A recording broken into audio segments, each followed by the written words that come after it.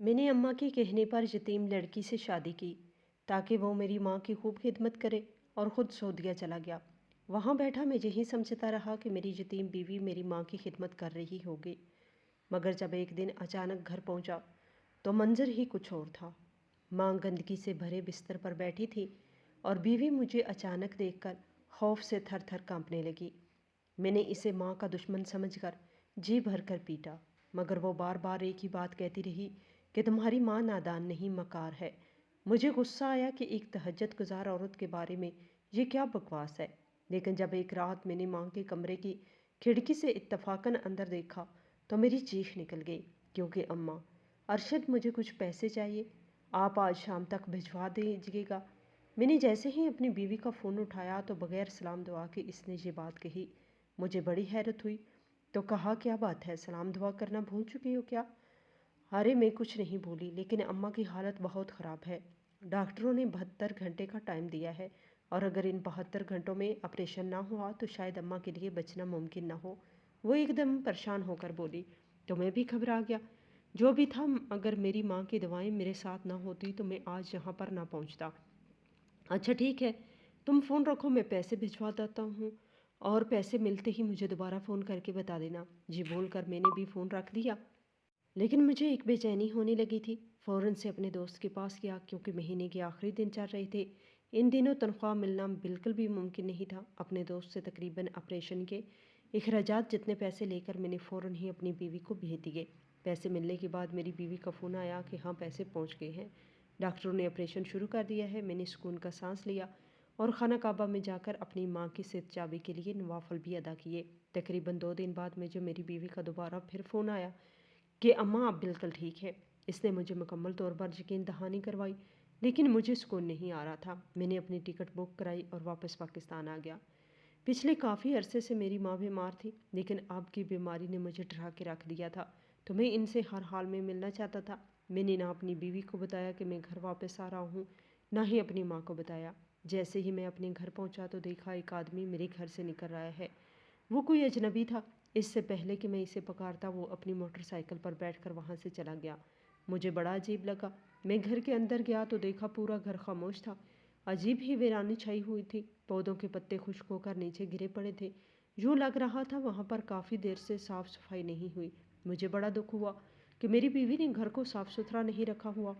मैं सीधा अम्मा के कमरे में गया ताकि इन्हें सरप्राइज़ दूँ, मगर अम्मा की हालत काफ़ी अजीब थी। वो चारपाई पर बिल्कुल ठीक बैठी हुई थी, मगर इनसे बदबू के भभके उठ रहे थे। चारपाई भी गंदी थी, बिस्तर भी काफ़ी मैला चला था। मैं अम्मा के पास गया और इन्हें जाकर मिला तो अम्मा मेरे सर पर प्यार देते हुए रोने लगी। ये देख के मेरे दिल पर बुरी तरह से हाथ पड़ा था। क्या बात है अम्मा, आप रो क्यों रही हैं? हालांकि मुझे ये पूछना तो नहीं चाहिए था, लेकिन फिर भी मैंने पूछ लिया, क्योंकि साफ दिखाई दे रहा था मेरी माँ बिल्कुल भी खुश नहीं लग रही थी। अपनी बीवी को पूछो कि मैं क्यों रो रही हूँ। वो मुझे यहाँ पर अकेला छोड़कर पता नहीं कहाँ कहाँ फिरती रहती है, ना मेरा ख्याल रखती है ना ही कुछ और। अम्मा अभी मुझे मेरी बीवी की शिकायतें लगा रही थी जब वो कमरे में दाखिल हुई और अचानक से मुझे सामने बैठे देखकर घबरा गई। इसके चेहरे से घबराहट काफ़ी ज़्यादा ज़ाहिर हो रही थी। मैंने इसे गुस्से से घूरते हुए बोला, जी अम्मा का क्या हाल बना रखा है तुमने? इसने कुछ बोलना चाहा लेकिन बोला ही नहीं गया। तो अम्मा और ऊंची ऊंची रोने लगी। इनका एक एक आंसू मेरे दिल पर गिर रहा था। मैंने बीवी से पूछा कि जी क्या किया है तुमने? तो वो हिचकिचाकर बोली, मेरी बात सुने अरशद, मैंने कुछ भी नहीं किया। आपकी माँ मुझे सफाई करने ही नहीं देती, इन्हें इसी तरह रहना पसंद है। वो अभी इतना ही बोल पाई थी कि मैं आगे बढ़कर मैंने इसके बाल अपने हाथों से दबोच लिए और पूरी कुव्वत से खींचते हुए बोला, चुप कर जाओ, तुमने मेरी माँ की जो हालत की है, मेरा दिल चाह रहा है कि मैं अभी और इसी वक्त तुम्हें तलाक दे दूँ। यहाँ पर तुम्हारे ऊपर कोई जिम्मेदारी नहीं है, सिर्फ़ और सिर्फ मेरी माँ का ख्याल रखना है। मगर तुम क्या करती रही हो? पीछे तुम्हारे पास ये कमरा साफ़ करने का वक्त नहीं होता और तुम्हारी वजह से मेरी माँ भी रो रही है।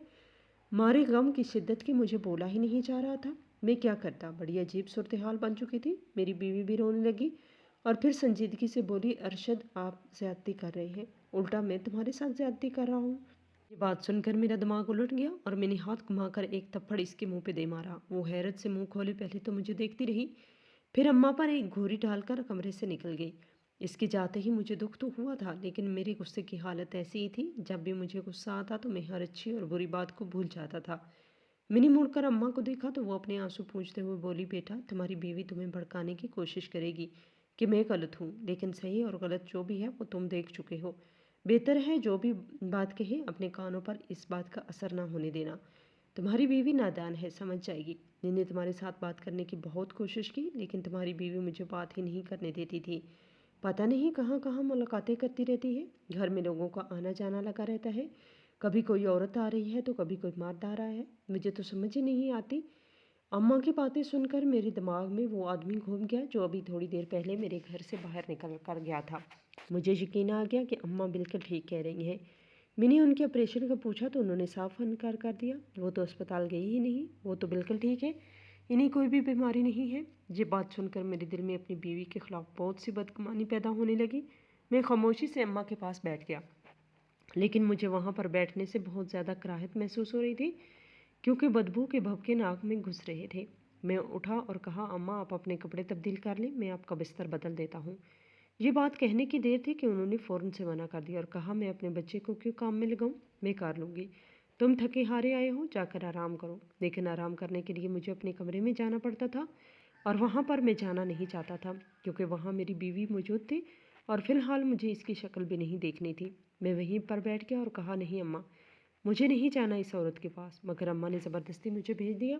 मैं चुपचाप कमरे में वापस चला आया तो देखा मेरा कमरा बिल्कुल साफ़ सुथरा था, यूँ चमक रहा था वहाँ पर मट्टी का शायद एक ज़रा भी ना मिले।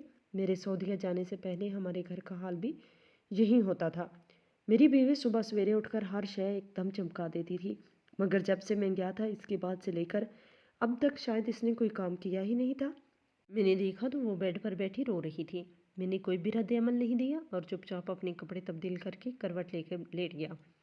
नींद तो क्या ही आनी थी, दिमाग में बहुत सारे ख्यालात चल रहे थे, जबकि मेरे पास मेरी बीवी सिसकियाँ भी ले रही थी। कितनी शिद्दत से मैं अपनी बीवी को याद कर रहा था, लेकिन आते ही मैंने इस पर हाथ उठा दिया था।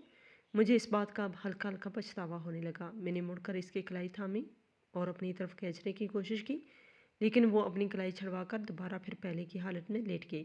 फ़रत तुम खुद सोचो, तुम अपनी माँ को इतनी बुरी हालत में देखोगी तो क्या तुम्हें गुस्सा नहीं आएगा? मुझे भी आया है। कम से कम तुम्हें मेरी माँ का ख्याल तो रखना चाहिए था, मगर तुमने बिल्कुल भी ख्याल नहीं रखा। वो एकदम ऊंची आवाज़ में बोली, आपकी माँ अपना ख्याल नहीं रखने देती मुझे। मैं ये बात मान ही नहीं सकता था कि कोई एक बंदा आपका ख्याल रख रहा हो, इसे आप मना कर दो कि मेरा ख्याल मत रखो। ये बात सुनकर मेरा दिमाग दोबारा फिर घूमने लगा, लेकिन मैंने खुद को पुरस्कून करते हुए अपनी बीवी को दोबारा फिर अपनी जानब खींचा और कहा, अच्छा ठीक है, ये बहस ख़त्म करो। आज शाम को अम्मा का कमरा साफ़ कर देना और इन्हें कपड़े वगैरह तब्दील करवा देना। मगर वो कुछ बोलते बोलते खामोश हो गई। इसने पहले अपना मुंह खोला, लेकिन फ़ौरन ही बंद कर दिया और चुपचाप आकर मेरे साथ लेट गई। कितनी देर बाद मैं वापस आया था, मगर आते ही अजीब हंगामा हो चुका था। पर एक बात का मुझे अच्छी तरह से यकीन था कि मेरी माँ बिल्कुल बेकसूर है और ज़रूर मेरी बीवी का ही कहीं न कहीं कसूर होगा। वो मुझसे पैसे भी मंगवाती रही, जबकि अम्मा ने मुझे बताया कि वो बिल्कुल ठीक है, इन्हें कोई भी बीमारी नहीं। इन्हीं बातों को सोचते सोचते न जाने कब सोने के लिए लेट गया। काफ़ी देर बाद मेरी आँख खुली तो मेरी बीवी बेड पर मौजूद नहीं थी। मैं वॉशरूम से वापस आकर बाहर आया तो देखा वो किचन में काम कर रही थी और अपने आप में ही गुम थी। इसे नहीं पता था कि मैं बाहर खड़ा हूँ। इसने खाना ट्रे में रखा और अम्मा के कमरे में ले गई। खाना देकर वो चुपचाप के चलने वापस आ गई और अपना बाकी काम समेटने लगी। मैं अम्मा के कमरे में गया तो अम्मा खाना खा रही थी। मुझे देखते ही एकदम गमगीन लहजे में बोली, तुम्हारी बीवी ने आज तुम्हें देखकर मुझे खाना दिया है, वरना अपना खाना खाना मैं खुद ही बनाती थी। कभी कभी लगता है कि वालिदैन औलाद पर नेमत होते हैं, लेकिन मुझे आज इस बात का यकीन हो गया कि औलाद भी वालिदैन के लिए किसी नेमत से कम नहीं होती। ये बात सुनकर मुझे बेइंतहा दुख हुआ। मेरा दिल चाहा कि अभी और इसी वक्त मैं अपनी बीवी को तलाक दे दूं और छोड़ दूं। मुझसे जो औरत मेरी माँ का ख्याल ही नहीं रख सकती, वो मेरे साथ कितनी वफादार होगी। मुझे इस बात का अच्छी तरह अंदाज़ा हो चुका था। इसने वहीं बैठकर ऊंची आवाज़ में इसे बुलाया। वो भागती हुई किचन से आई तो मैंने सख्ती से कहा कि मैं यहाँ पर तुम्हें अपनी माँ की खिदमत के लिए लाया हूँ, मगर तुम पता नहीं खुद को क्या समझने लगी हो। मेरी बात पर मेरी बीवी के चेहरे की रंगत एकदम से मुतगैर हो गई। शुक्र मनाओ कि मैंने अभी तक तुम्हें तलाक नहीं दी। जो गलतियाँ तुम्हारी पहले हो चुकी हैं, खबरदार इन गलतियों को दोबारा मत दोहराना। वरना मैं तुम्हें छोड़ने में एक लम्हा भी नहीं लगाऊंगा। बड़ी मुश्किल से मेरा दिमाग जो थोड़ा बहुत रिलैक्स हुआ था इस बात पर घूम गया, तो मैंने अपनी बीवी को दोबारा फिर सख्त सुस्त कहना शुरू कर दिया। वो इंतहाई अजीब निगाहों से मेरी माँ को देखने लगी, जैसे पूरी गलती मेरी माँ की ही है। उधर अम्मा को ऐसे क्या घूर रही हो। मैं अभी पूछ ही रहा था कि अम्मा खुद से बोली, देख लो बेटे, तुम्हारे सामने मेरा ये हाल है तो तुम्हारी गैर मौजूदगी में मेरे साथ क्या क्या कुछ होता होगा, ये बात तुम अच्छी तरह से सोच सकते हो। वाकई अम्मा की बात में काफ़ी दम था। मेरा दिल ही नहीं चाह रहा था कि मैं मज़ीद अपनी बीवी को देखूं। मैंने हाथ के इशारे से कहा कि फ़िलहाल यहाँ से चली जाओ। वो कोई भी बात किए बगैर वहाँ से बाहर निकल आई, लेकिन जाते जाते मुड़कर इसने अम्मा को देखा और सख्ती से बोली, ये जो कुछ आप कर रही हैं इसका अंजाम बहुत बुरा होगा। ये बोलकर वो बाहर चली गई तो मेरा खून एकदम से खोल पड़ा।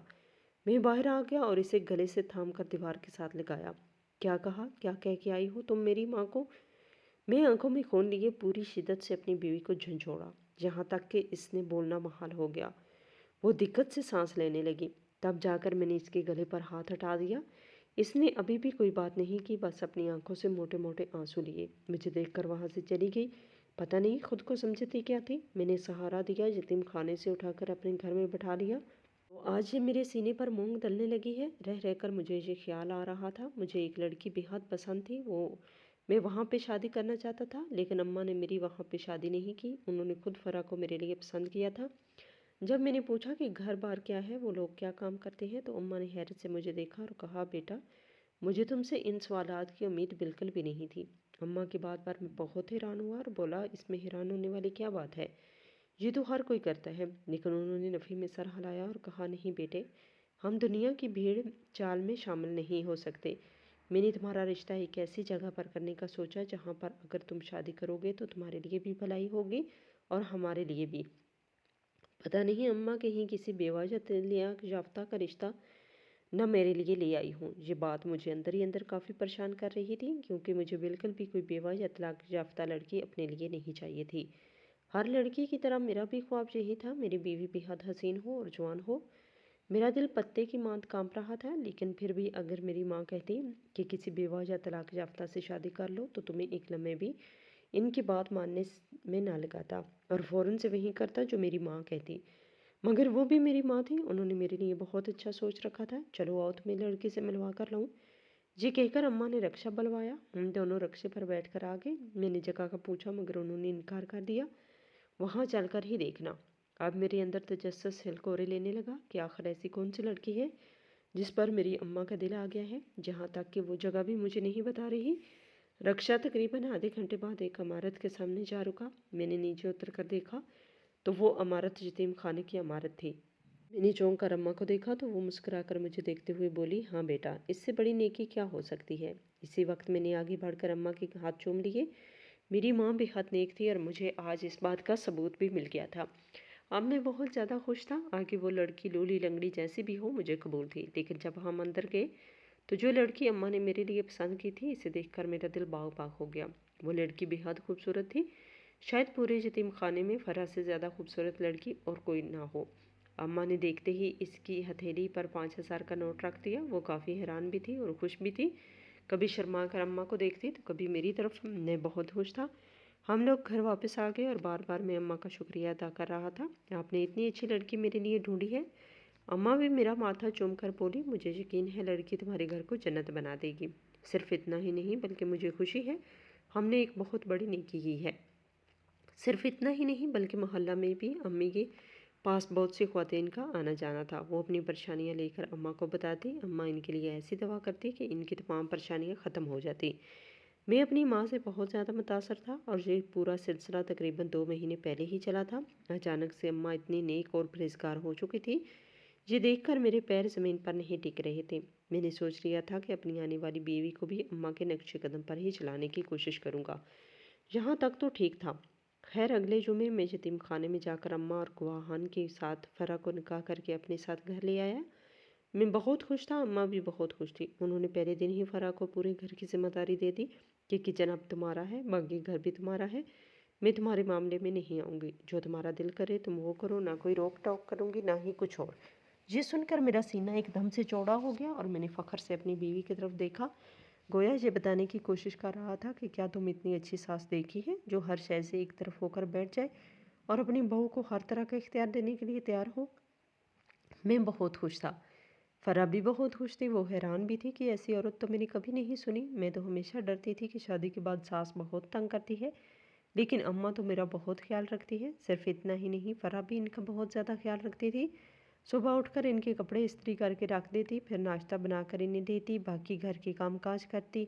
हकीकतन मेरा घर जन्नत बन चुका था। तकरीबन 1 महीना बीता जब मुझे सऊदीया से खुद ब खुद नौकरी का फ़ोन आ गया। मेरा एक दोस्त वहाँ पर गया हुआ था, इसने मेरे लिए वहाँ पर एक बहुत अच्छी नौकरी ढूंढी थी और नौकरी ढूंढने के बाद मुझे फ़ोन कर दिया। मैं बहुत खुश था। मैंने अम्मा को बताया तो अम्मा ने फ़ौरन से कहा, हाँ तुम्हें जितनी जल्दी हो चले जाना चाहिए। इतनी अच्छी नौकरी से भला वजह ठकराओ मत या देर मत करो। मैंने अपनी बीवी से पूछा, लेकिन वो काफ़ी परेशान थी। वो नहीं चाहती थी कि मैं इसे छोड़कर जाऊं। चाहता तो मैं भी इसे छोड़कर जाना नहीं था, लेकिन क्या करता, मजबूरी थी। मेरा जहाँ काम पर अच्छा नहीं था, लेकिन वहाँ पर तनख्वाह बहुत अच्छी मिल रही थी, तो वही फितरी लालच आड़े आ गया और मैं सऊदीया चला गया। काश मैं वहाँ पर ना जाता। वहाँ जाने के बाद मेरी बीवी अक्सर औकात मुझे फ़ोन करके पैसे मांगती और मैं अम्मा के इलाज के पैसे समझ के इसे दे देता। काश मुझे पता चल रहा होता कि वो ये रुपया क्यों मंगवा रही है, या मेरी माँ के इलाज के बजाय वो रुपया कहाँ लग रहा है। एक बात की भी भीनक पड़ जाती तो मैं इसी वक्त वापस आ जाता, मगर वही होता है जो मुकद्दरों में पहले ही लिखा जा चुका होता है। मेरे साथ भी वही हुआ था। मैं तो अम्मा को खुश करने के चक्करों में बिना बताए वापस आ गया, मगर आगे जो कुछ देखना पड़ा, मेरी रूह तक कांप गई थी। मेरी माँ बहुत अजीब हुलिये में थी, जबकि मेरी बीवी ने ही मेरी माँ को इतने बुरे मुकाम तक पहुँचाया था। फिर जब मैं आया था, इसके बाद इसने अम्मा का काफ़ी ख्याल रखना शुरू कर दिया। मेरी डांट फटकार और मारपीट का अच्छा असर निकला। अब अम्मा के कपड़े और हर जगह काफ़ी साफ़ सुथरी दिखाई देती थी। मुझे तकरीबन 1 महीना हो चुका था वापस आए। मैंने फ़ैसला कर चुका कि अब मुझे वापस नहीं जाना। अगर वापस गया तो मेरी माँ का मेरे बगैर क्या बनेगा, इस बात का मुझे अच्छी तरह अंदाज़ा था। 1 महीने बाद मेरी बीवी ने बताया कि वो हामला है, तो मैं बहुत ज़्यादा खुश हुआ। हमारे घर के मामलात दोबारा फिर नॉर्मल हो चुके थे, तो बीवी की खुशी में मैंने मिठाई लाकर पूरे मोहल्ले में बांटी, मगर वो काफ़ी परेशान दिखाई दे रही थी। एक मर्तबा भी ऐसा नहीं था कि मैंने अपनी बीवी के चेहरे पर कोई खुशी के असरात देखे हों। मुझे परेशानी तो हो रही थी, अंदर ही अंदर। क्या बात है, वो चाय बनाकर लाई। मैंने पूछा, क्या हुआ है फराह, तुम काफ़ी परेशान लग रही हो। अम्मा भी करीब ही बैठी थी। उन्होंने गौर से फराह को देखा तो फराह ने भी एक डरी सहमी निगाह अम्मा पर डाल दी। वो कुछ कहना चाहती थी, लेकिन नफ़ी में सर हिलाकर बोली, तो कुछ नहीं है, और कमरे से बाहर चली गई। मुझे बड़ा अजीब लगा। मैंने अम्मा की तरफ देखा तो वो नरमी से मुस्कुरा कर बोली, आजकल की बच्चियों को बच्चे पैदा करना बहुत मुश्किल लगता है। तुम्हारी बीवी को भी मुश्किल लग रहा होगा, तुम परेशान मत हो। अम्मा की बात में दम था। मैं चुप कर गया। लेकिन जब रात को कमरे में गया, देखा फराह बहुत रो रही थी। मैंने पूछा, क्या हुआ है, रो क्यों रही हो। तो रोते हुए बोली, अरशद, मुझे अपना बच्चा बहुत प्यारा है, लेकिन मैं ये बच्चा इस दुनिया में नहीं ला सकती। मैं ये बच्चा कराना चाहती हूँ, क्योंकि अगर एक दफ़ा ये दुनिया में आ गया तो हम बर्बाद हो जाएंगे। तबाही हमारी दहाने पर खड़ी हुई है। मैं हैरत से आंखें खोले अपनी बीवी को देख रहा था। मुझे इसकी एक भी बात समझ में नहीं आ रही थी। मैंने फिर पूछा, तुम कहना क्या चाहती हो। तो वो हाँ में सर हिलाकर बोली, अरशद, अगर मैं आपको बताऊंगी कि मैं ये बच्चा क्यों नहीं चाहती, तो आप कभी भी मेरी बात का यकीन नहीं करेंगे। लेकिन खुदा का नाम है, मेरी बात मान जाए। मुझे ये बच्चा नहीं चाहिए। अगर ये आ गया तो सिर्फ हम लोग ही नहीं, पता नहीं कितने लोग बर्बाद हो जाएंगे, और इसका सारा कसूर अम्मा का होगा। इस बात पर मेरा माथा एकदम शक्नों से भर गया और मैंने सख्त लहजे में कहा कि कभी तो मेरी माँ को बख्श दिया करो, हमेशा तुम मेरी माँ को निशाने पे रखती हो। वो रोते हुए बोली, अरशद, आपको पता नहीं कि अम्मा क्या करती हैं, और आप इस बात से अनजान हैं।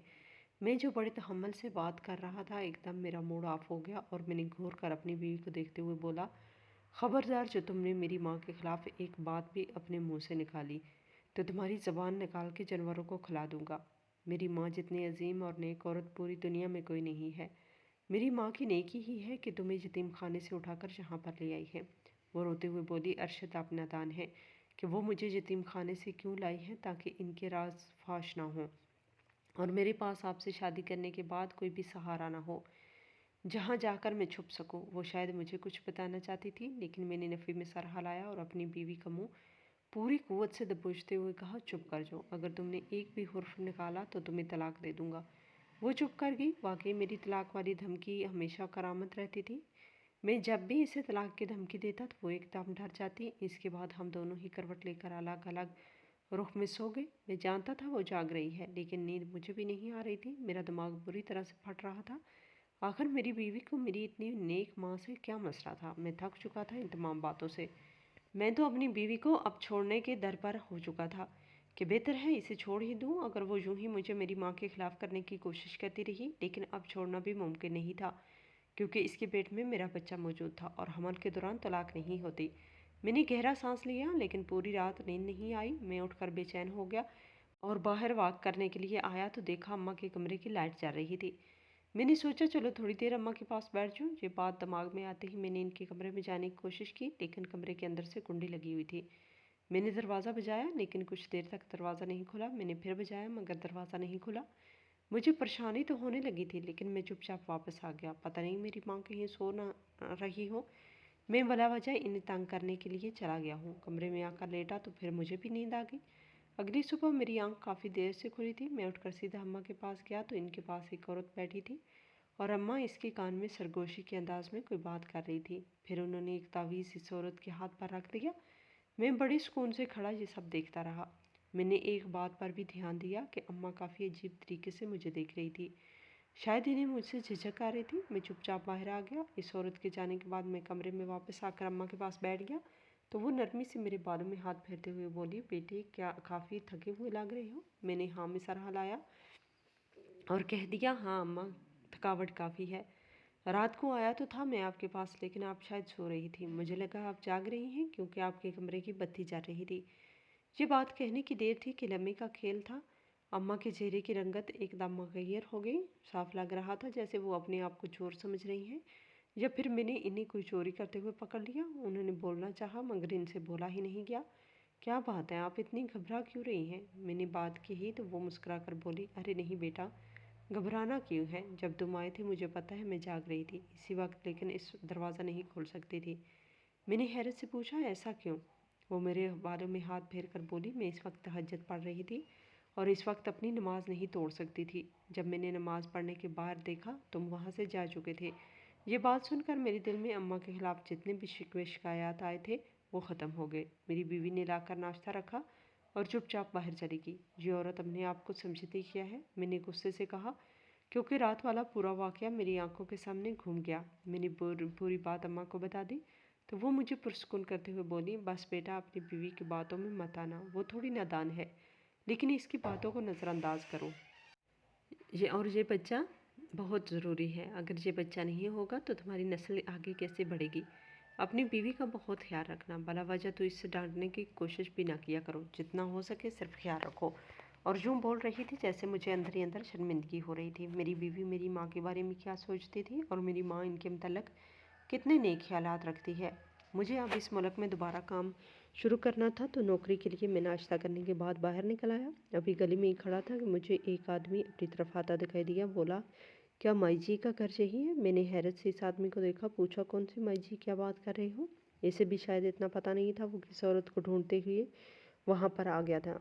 वो खुलकर बोला, यहाँ पर एक औरत है जी, बड़ा अच्छा काम करती है, बड़े चर्चे सुने हैं, जो काम भी नामुमकिन हो वो औरत कर देती है। ये बात सुनकर मेरे चेहरे पर बड़ी सी मुस्कुराहट फैल गई और अपनी माँ का चेहरा मेरी आंखों के सामने घूम गया। मैंने अपने घर की जानिब इशारा करते हुए कहा, यही घर है, वो औरत मेरी माँ है जिसका तुम जिक्र कर रही हो। इस आदमी ने कोई भी रद्द अमल नहीं दिया और चुपचाप घर की जानिब चल दिया। दिन के वक्त मर्द और ख्वातीन अम्मा को मिलने के लिए आते थे। इस बात का अंदाज़ा मुझे पिछले 2 दिन में हो चुका था। मुझे क्या एतराज़ होना था? मेरी माँ अगर लोगों के लिए नेकी और भलाई का काम कर रही है तो मैं इसकी मामलात में दखल अंदाज नहीं करूँगा या फिर इसे रोकने की कोशिश करूं। मैं अपनी नौकरी की तलाश के लिए चला गया, लेकिन पूरा दिन मारा मारा फिरने के बावजूद मुझे कोई नौकरी नहीं मिली, ना ही कोई उम्मीद थी। मैं जब घर वापस आया तो खाना खाने के बाद अम्मा पर एक मेरी निगाह पड़ी तो मुझे याद आया, बाहर जो भला वजह ख्वार हो रहा हूँ तो मेरी माँ पास माँ है। मैं अपनी अम्मा को कहता हूँ मेरे लिए दुआ करेंगी। मैं अम्मा के पास गया और कहा, अम्मा आप दुआ करें। मैंने देखा है बहुत लोग आपके पास आते हैं, जो भी दवा या काम इनका नामुमकिन होता है वो आप फ़ौरन काम कर देती हैं। अम्मा ने मुझे बड़े गौर से देखा, फिर नफ़ी में सर हिला कर बोली, नहीं बेटे, मैं तुम्हारे लिए कुछ भी नहीं कर सकती, क्योंकि मेरी दुआएं दूसरों के लिए हैं, मेरे अपनों के लिए कोई काम नहीं होता। जब मेरा पोता होगा तो फिर देखना मेरी हर दुआ कबूल होगी। मुझे अम्मा की बात में बड़ा अजीब सा तजाद महसूस हुआ। दुआओं का पोते के पैदा होने से क्या मल दखल, और दुआओं का इस बात से क्या लेना देना कि वो गैरों के लिए पूरी हों। और अपनों के लिए ना हो। हालांकि वो मेरी माँ थी और इन्हें चाहिए था कि मेरे लिए पहले दुआ करें।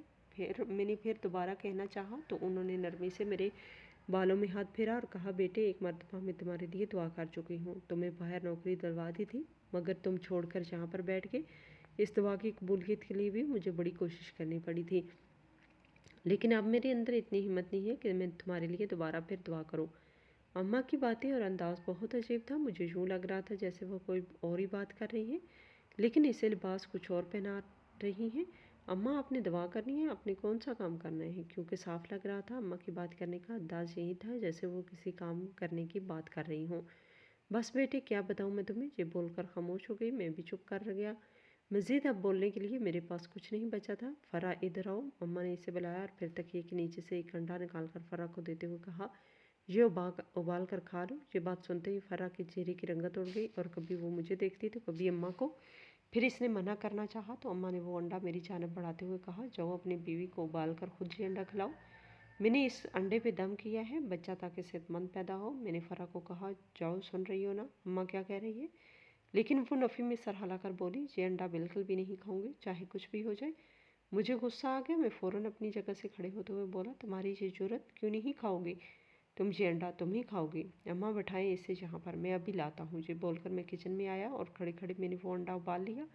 अंडे से बड़ी अजीब महक आ रही थी। देखने में तो वो बिल्कुल ठीक था, लेकिन उठने वाली महक बड़ी अजीब थी। मैं अम्मा को मना नहीं करना चाहता था क्योंकि उन्होंने बड़ी मोहब्बत से वो अंडा दम करके दिया था।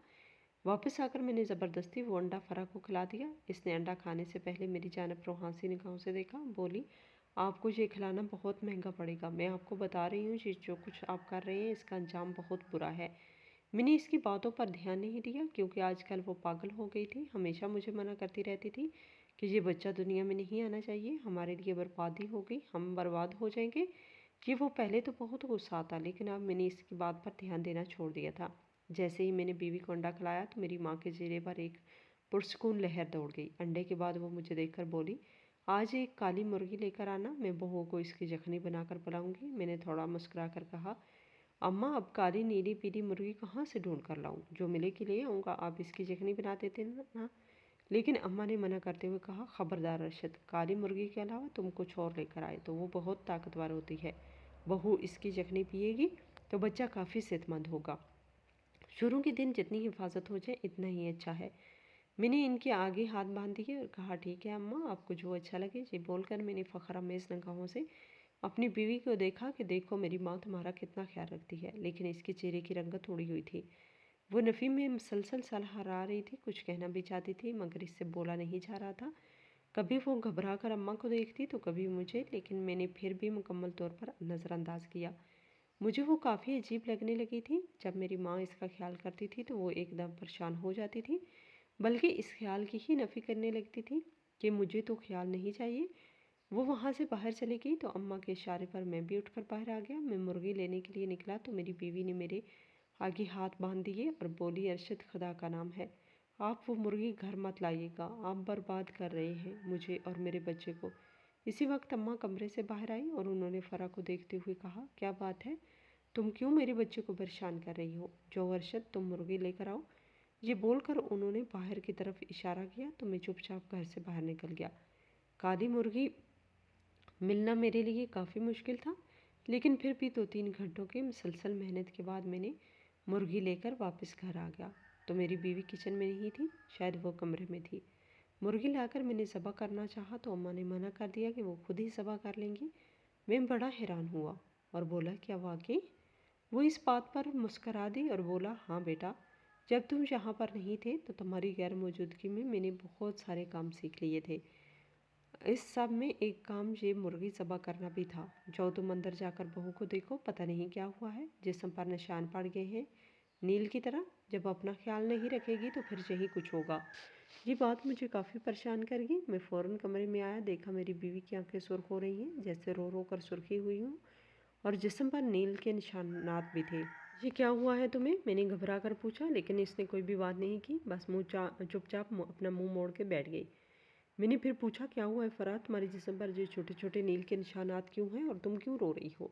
वो फिर भी चुप ही रही। मुझे बड़ा गुस्सा आया, लेकिन मैंने अपने आप पे ज़ब्त करके बैठा गया। फिर मैंने कहा कि चलो उठो डॉक्टर को दिखा के आते हैं, ये काफ़ी ख़तरनाक अलामत है कि बच्चा तुम्हारे पेट में मौजूद है, फिर भी तुम्हारे जिस्म पर नील का निशान पड़ रहे हैं और चेहरा भी सुर्ख हो रहा है, उठो। मैंने इसे उठाना चाहा लेकिन वो उठ ही नहीं रही थी।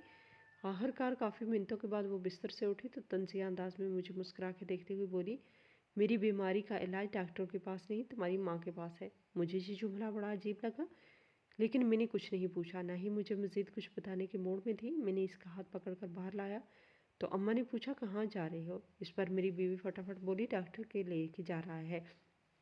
जबकि मैंने कह दिया कि मेरा इलाज आपके पास है, आपसे बेहतर कोई इलाज नहीं कर सकता। अम्मा ने फ़ौरन हाँ में सर हिलाया और कहा, हाँ बेटा, ये तो इतनी कोई बड़ी बात नहीं, हमल में अक्सर औकात जो निशान पड़ जाते हैं। मैं अभी बहू को यखनी बनाकर पिलाऊंगी तो देखना, ये बिल्कुल ठीक हो जाएगी। अम्मा ने ये बात इतनी सादगी से कही कि मैं परेशान हो गया कि मुझे वाकई में डॉक्टर को दिखाना चाहिए या नहीं।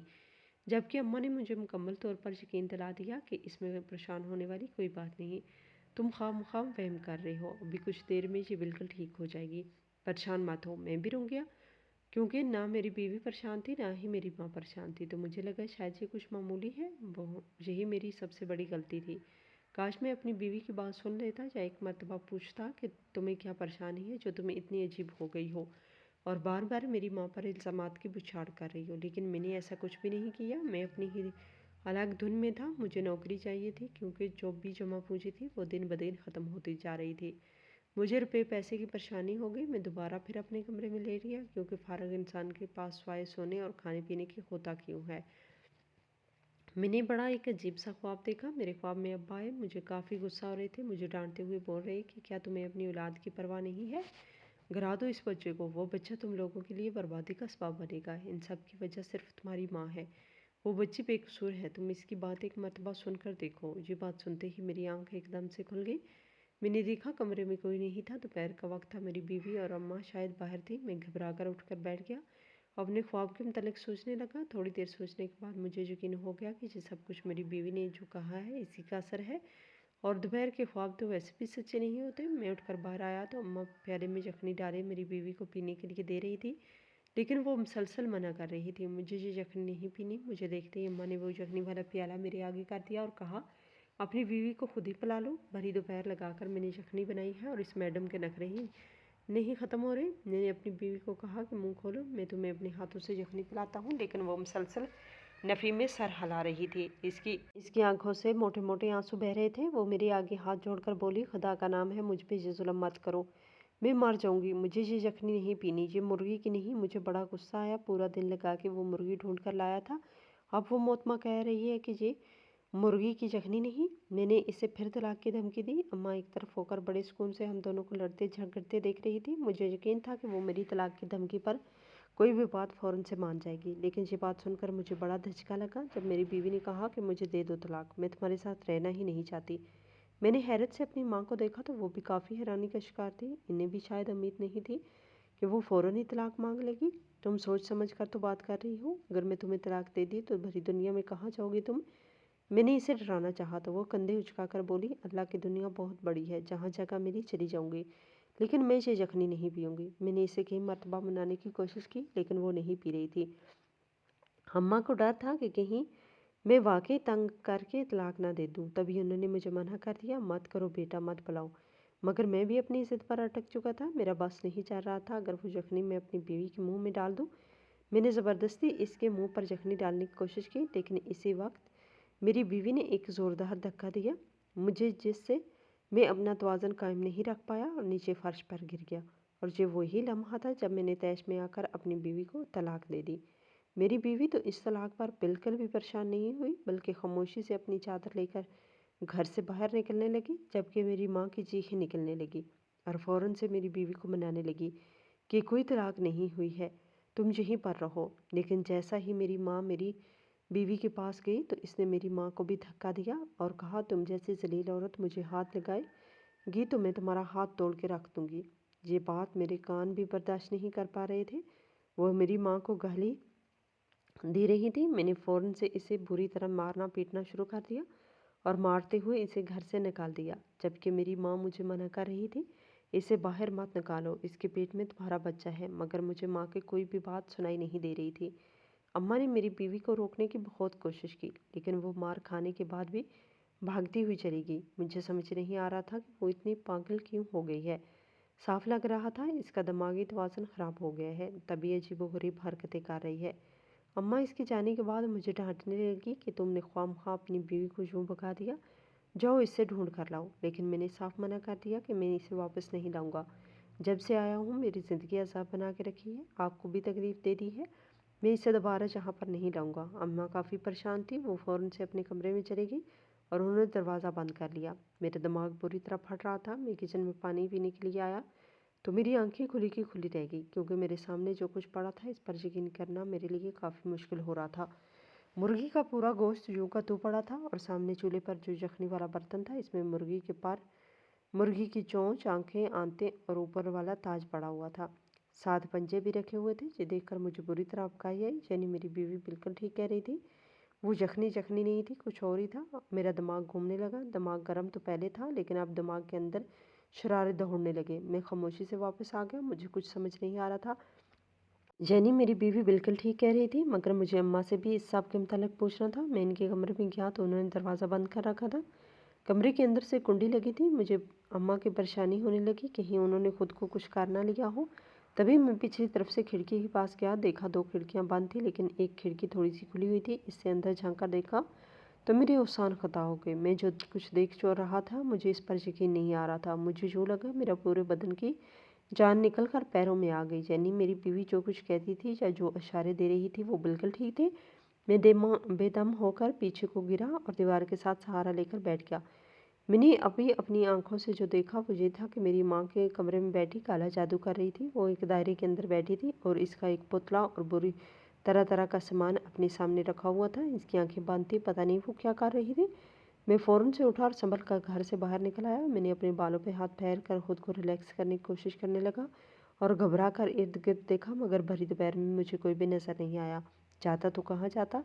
इसी वक्त देख मोहल्लेदार बाहर निकला और मुझे देखकर बोला, भाई आपकी बीवी हमारे घर में है, इनकी हालत काफ़ी ख़राब है, वो खून की उल्टियाँ कर रही है। मैं भाग कर इसके घर गया तो आगे मेरी बीवी की हालत बहुत ख़राब थी। वो मुसलसल खून की उल्टियाँ कर रही थी, इसकी आंखें उबली पड़ी थी। मैंने इसकी हाथों की हथेलियाँ मलना शुरू की, मगर कोई फ़र्क नहीं पड़ा। मैं इसे डॉक्टर के पास लेकर जाने लगा तो इसने मना कर दिया और कहा, ये सब तुम्हारी माँ कर रही है, वो काले जादू करती है मुझ पर भी, और इससे ये बच्चा भी अपने काले जादू के लिए चाहिए। मैं जानती हूँ तुम मेरी बात का यकीन नहीं करोगे, मगर जो मैं कह रही हूँ वो हकीकत है। मैंने इसकी बात का कोई जवाब नहीं दिया। इसे अपनी गोद में उठाकर डॉक्टर के पास ले गया। डॉक्टर ने इसकी बुरी हालत देखते ही फ़ौरन से इसका हमल ज़ाया कर दिया और कहा, ये बच्चा आपकी बीवी के पेट में जहर बन चुका था, अगर हम इसे ना निकालते तो वो मर सकती थी। काफ़ी देर बाद जब मेरी बीवी को होश आया तो मैं इसके पास गया, लेकिन इसने अपना मुंह दूसरी तरफ कर लिया। मैंने नरमी से इसका चेहरा अपनी जानब मोड़ा और कहा, हमारी तलाक नहीं हुई। मैंने एक मौलवी से पूछा, हमल के दौरान तलाक नहीं होती। अब मुझे पूरी बात बताओ, अगर ये सब कुछ था तो तुमने मुझे पहले क्यों नहीं बताया। वो रोते हुए बोली, आपकी माँ मुझे डरा कर रखती थी, आपको लगता था कि मैं इसका ख्याल नहीं रखती, वो गंद में बैठी रहती थी। ऐसा नहीं था। आपके सऊदी अरब जाने से 1 महीना पहले इस औरत ने काला जादू सीखना शुरू किया था, फिर अपने ही जादू की मदद से आपको वहाँ पर भेज दिया और घर में काला जादू बड़े धड़ल्ले से करने लगी। जो पैसे मैं आपसे मंगवाती थी वो आपकी माँ के ही काले जादू में काम आते थे। वो मुझे मजबूर करती थी मैं इसका नाम लेकर आपसे पैसे मांगूं। अगर मैं ऐसा नहीं करती थी तो वो अपने जादू से मुझे तंग करती थी। कभी मेरे ऊपर कोई हवाई चीज़ छोड़ देती तो कभी कुछ शैतानी ताकतें मुझ पर हावी होने लगती। आप जानते होंगे कि काला जादू हमेशा गंध में होता है, इसलिए आपको गंध और बदबू में रहना पड़ता है। वहीं आपकी माँ ने अपने कमरे को बना लिया, लेकिन जब आप यहाँ पर आए तो सारा मलबा मेरे ऊपर डाल दिया। वो मुझे बहुत सताती थी। इसके बाद मेरा हमल हुआ तो वो बच्चे पर जादू करने लगी कि कल को ये बच्चा जब आएगा तो इसके लिए सोने की चिड़िया होगा। जो लोग अपने रिश्तेदारों के लिए काले जादू करते हैं इन्हें काफ़ी कुछ बर्दाश्त करना पड़ता है। इनकी बहुत ताकत लगती है।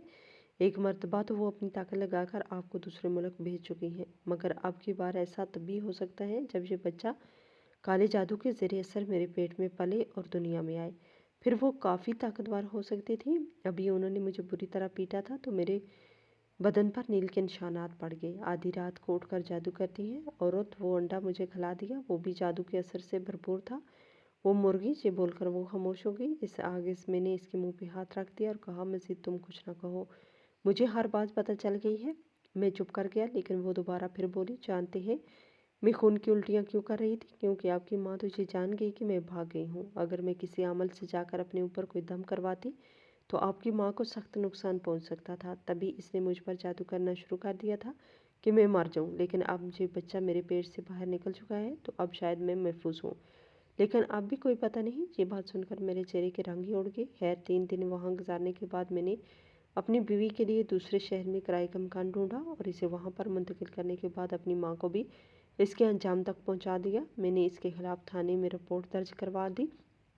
मैं नहीं जानता कि वो इस रिपोर्ट से बच गई या फिर नहीं, मगर आज हमारी शादी को इतने साल हो चुके हैं, मैं तो ये भी नहीं जानता कि वो ज़िंदा है या मर गई। लेकिन दोबारा कभी मेरी माँ ने हमें नुकसान पहुँचाने की कोशिश नहीं की।